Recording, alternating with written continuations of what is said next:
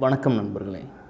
இந்திய அரசின் மிகப்பெரிய வேலைவாய்ப்பான தமிழக அஞ்சல் துறையில் மிகப்பெரிய காலி பணியிடம் இருக்குது. 4442 காலி பணியிடங்களுக்கு ஆன்லைன் மூலியமாக எப்படி விண்ணப்பிக்கிறது, எப்படி ரெஜிஸ்ட்ரேஷன் நம்ம பண்ண போகிறோம் அப்படிங்கிற விவரங்கள் நம்ம பார்க்குறதுக்கு முன்னாடி இது வரைக்கும் நம்ம சேனலை சப்ஸ்கிரைப் பண்ணாதவங்க சப்ஸ்கிரைப் பட்டனை கிளிக் பண்ணிங்க. பக்கத்தில் இருக்கிற பெல் பட்டன் தவறாமல் கிளிக் பண்ணுங்கள். நீங்கள் சப்ஸ்கிரைப் பண்ணுறதுனால தான் நான் போடுற ஒரு ஜாப் நோட்டிஃபிகேஷனும் உங்கள் மொபைலுக்கு உடனுக்குடன் வந்து கொண்டே இருக்கும். அதனால் சப்ஸ்கிரைப் பண்ணிக்கோங்க. வீடியோவை ஸ்கிப் பண்ணாமல் இறுதி வரை பாருங்கள். ஸ்கிப் பண்ணிங்கன்னா உங்களுக்கு புரியாமல் போகும். அதனால் ஸ்கிப் பண்ணாமல் பாருங்கள். வாங்கின வீடியோக்குள்ளே போகலாம். ஆன்லைனில் விண்ணப்பிக்கிறதுக்கு இன்ஸ்ட்ரக்ஷன் டு தி கேண்டிடேட் கொடுத்துருக்காங்க. ஸோ இதை படித்து பார்த்துக்குங்க. முதல்ல முதல் ஸ்டெப் என்னன்னு பார்த்தீங்கன்னா, ஃபஸ்ட்டு ரிஜிஸ்டர் பண்ணிக்கணும். அப்புறம் ஆன்லைனோட பேமெண்ட் செலுத்துறதுக்கு ரெண்டாவது ஆப்ஷன். மூணாவது ஆப்ஷன் பார்த்திங்கன்னா, நம்ம சர்டிஃபிகேட்டில் ஃபார்மெட்டு எப்படி எந்த மாதிரி வச்சுக்கணுங்கிற டீட்டெயில் கொடுத்துருக்காங்க. அதெல்லாம் ரெடி பண்ணிவிட்டு அப்ளை பண்ணலாம் ஆன்லைன் மூலியமாக. நாலாவது, அப்ளை பண்ணதுக்கப்புறம் உங்கள் அப்ளிகேஷனோட ஸ்டேட்டஸ் செக் பண்ணிக்கலாம். அஞ்சாவது, நீங்கள் ஆன்லைன் மூலியம் ரிஜிஸ்டர் பண்ண நம்பர், ஐடி இதெல்லாம் மறந்துட்டிங்கன்னா அதை ரெக்கவரி பண்ணுறதுக்கான ஆப்ஷன் கொடுத்துருக்காங்க. ஸோ இம்பார்ட்டன்ட் நோட்டீஸ் அப்படின்னு என்ன கொடுத்துருக்காங்கன்னா, ஆன்லைனில் 15/3/2019 விண்ணப்பிக்கலாம்.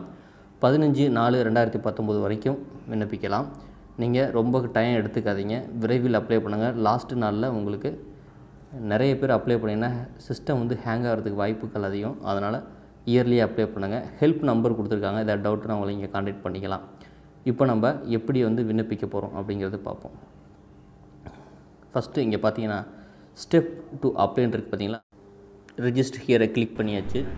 இப்போ பார்த்தீங்கன்னா அஃபிஷியல் வெப்சைட்டுக்குள்ளேயும் நம்ம போயிட்டோம். இந்த வெப்சைட் கீழே பார்த்தீங்கன்னா, ஃபஸ்ட்டு பார்த்தீங்கன்னா அப்ளிகேட் நேமில் யார் இந்த பதவிக்கு விண்ணப்பிக்கிறாங்களோ அவங்களோட பெயர் போட்டுக்குங்க. அஸ்பர் 10th கிளாஸ் சர்டிஃபிகேட்டில் என்ன இருக்கோ அதை தான் அங்கே சொல்லணும்னு சொல்லியிருக்காங்க. ரெண்டாவது, உங்களுடைய அப்பா பேர் சர்டிஃபிகேட்டில் என்ன இருக்கோ அதுதான் அப்படின்னு சொல்லியிருக்காங்க. மூணாவது, உங்களுடைய மொபைல் நம்பர், உங்களுடைய பர்மனெண்ட் மொபைல் நம்பரை கொடுங்க. ஏதாவது பாஸ்வேர்டு மறந்து போச்சு அப்படின்னா ஓடிபி இந்த மாதிரி விவரங்கள் வரும். இல்லை இன்ஃபர்மேஷன் ஏதாவது கொடுக்கலாம். டேட் ஆஃப் பர்த் அப்படின்னு பார்த்தீங்கன்னா, உங்களுடைய 10th சர்டிஃபிகேட்டில் என்ன இருக்கோ அதையே கொடுங்க. ஜெண்டர், ஆணா பெண்ணா அப்படிங்கிற விவரம் கொடுத்துருங்க. கம்யூனிட்டி, நீங்கள் இந்த பட்டனை கிளிக் பண்ணிங்கன்னா உங்கள் கம்யூனிட்டி பிசியா எஸ்சியா அந்த டீட்டெயில் வரும். அதை கிளிக் பண்ணி உங்கள் கம்யூனிட்டியை நம்ம கொடுத்துக்குங்க. எக்கனாமிக்கலி வீக்கர் செக்ஷன், அதாவது பொருளாதாரத்தில் பின்தங்கியவங்களாக இருந்தால் அதற்கான சர்டிஃபிகேட் வச்சுருந்தால் எஸ் கொடுங்க, இல்லைன்னா நோன்னு கொடுத்துருங்க. இன்கேஸ் எக்கனாமிக்கல் வீக்கர் செக்ஷனில் உங்களுக்கு ப்ரியாரிட்டி மூலியமாக வேலை வாய்ப்புகள் கிடைக்க வாய்ப்பு இருந்தால் அந்த சர்டிஃபிகேட்டை வாங்கி அதுக்கப்புறம் அந்த பதவிக்கு விண்ணப்பிச்சிங்கன்னா உங்களுக்கு வேலை கிடைக்கிறதுக்கு வாய்ப்பு அதிகம். இன்கேஸ் அது இல்லை அப்படின்னா, வாங்க முடியலன்னு நோ கொடுத்துட்டுருங்க.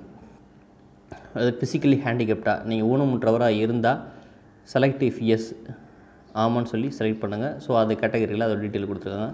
அதெல்லாம் அதில் எந்த கேட்டகரியில் நீங்கள் வரீங்களோ அதை டிக் பண்ணிக்கோங்க.